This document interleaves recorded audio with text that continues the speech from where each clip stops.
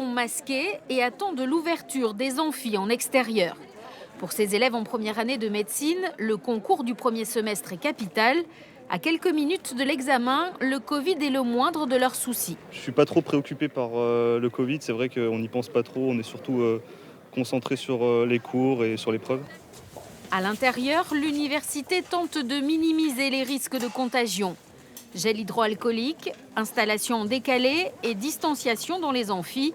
Des précautions mais pas de passe sanitaire exigé. Évidemment, le Covid me fait un peu peur par rapport à ma famille et au fait de le transmettre à des personnes fragiles.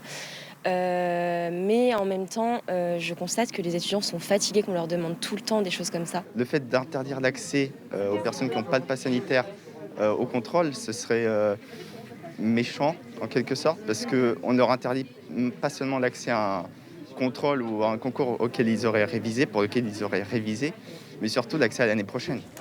Des partiels en présentiel coûte que coûte, dénoncent les syndicats.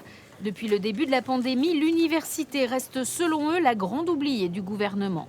On demande qu'on puisse enseigner, faire passer des examens dans des conditions sanitaires correctes, c'est-à-dire, s'il le faut, des masques FFP2, des purificateurs d'air, tout ce genre d'équipement qui aurait dû être fait il y a plus d'1 an. Depuis le début de la semaine, l'université enregistre plus de 50 cas positifs tous les jours.